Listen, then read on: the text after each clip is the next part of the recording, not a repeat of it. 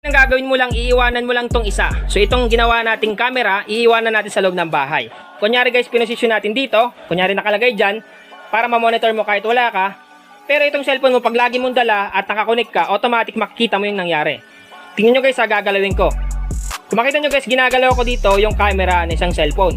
Ngayon dito naman sa viewer, nakikita natin na gumagalaw. Ngayon guys, may tuturo ako sa inyong napakalupit na tricks. So tricks to guys kung paano gawing CCTV yung ating cellphone. Minsan kasi guys, kailangan natin ng CCTV once na umalis tayo ng bahay at walang naiiwan sa bahay natin. Kailangan natin na nakikita natin yung nangyayari.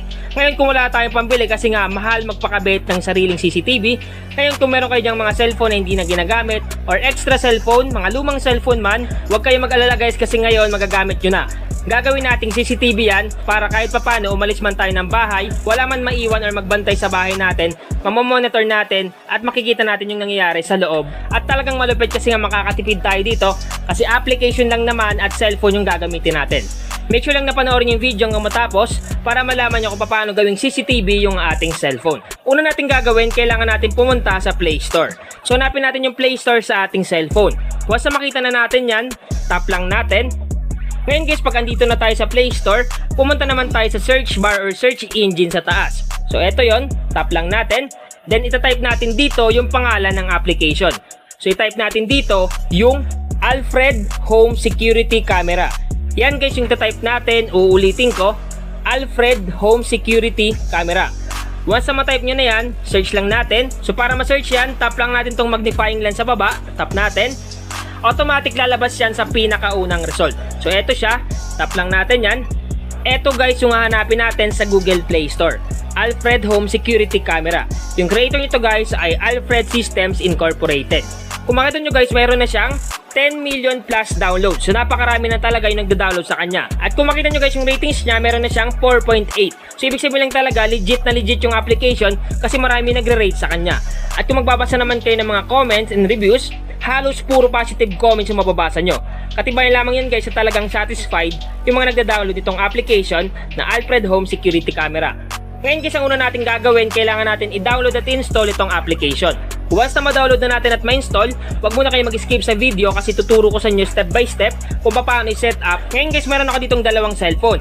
Itong sa kaliwa guys, itong hawak kong sa kaliwa, ito yung gagamitin natin pang view. At ito naman sa kanan, gagamitin natin to para pang camera. So ngayon guys, paano nga ba gawing CCTV camera yung cellphone natin? So ang gagawin lang natin, once na ma-install na natin at ma-download sa ating cellphone yung application na Alfred Home Security Camera, i-open lang natin. So click open. Ngayon guys, once na ma-open na natin yung application, ito yung makikita natin. May nakalagay dito, continue with Google, continue with email, or continue with Apple. Ngayon yung pipiliin ko dito guys is continue with Google. So tap lang natin. Once na matap na natin yan, lalabas dyan yung mga email na nakasave sa phone natin. Take note guys ha, dapat yung pipiliin nyo is isa lang na email. Same lang dapat para mag-connect yung dalawa. So pipili ako dito ng email na magkaparehas. So kunyari ito, tap lang natin. Then once na matap na natin yan, automatic maglo-loading yan. So antayin lang natin mag-loading. Ngayon mamimili kayo ng cellphone dito kung ano yung gagamitin yung viewer at ang gagamitin yung camera. So itong nasa kaliwang cellphone ko is gagamitin kong viewer. So kaya nakalagay dito viewer. Dito naman sa kanan, nakalagay dito viewer din, pero papalitan natin yan. So para mapalitan, itap lang natin yan. Once na matap na natin, lalabas yung camera. So ito yung gagamitin nating camera. So tap natin yung camera dito. Then, nakalagay dyan, switch to camera. Use this device as a camera to film and monitor. So ito yung iiwan natin sa bahay natin or kahit sang lugar sa bahay natin na gagamitin natin para magiging CCTV. So ang gagawin natin, tap lang natin tong OK. Once na maklik mo na yung OK, automatic yan yung makikita nyo. Click lang natin tong continue. Then automatic guys, lalabas yan. Click lang natin tong while using the app. Or kung may makita kayo na allow, tap nyo lang. And guys, so automatic dito tayo mapupunta sa display over other apps. So hanapin natin dito yung Alfred Camera na application. So ito yon, tap lang natin. Once na matap na natin yan, kailangan natin i-allow yung display over other apps. So tap lang natin tong button. Once na matap na natin yan, back lang natin siya. Automatic guys, nakasetup na itong cellphone natin na isa para pang camera. Ngayon guys, once na ma-setup na dito, matic na yan. Pag pinili mo yung viewer sa kabilang cellphone, meron na kagad dyan. So may makikita ka ditong live. Ang gagawin mo lang, itap mo lang yan. So automatic magko-connect yan. So connected na yung dalawa. So ibig sabihin lang guys, connected na yung dalawang cellphone. Tandaan nyo guys, itong nasa kaliwa ko is yung viewer. Dito tayo makakapanood or makakakita kung ano yung nangyayari sa binibidyo ng isang cellphone.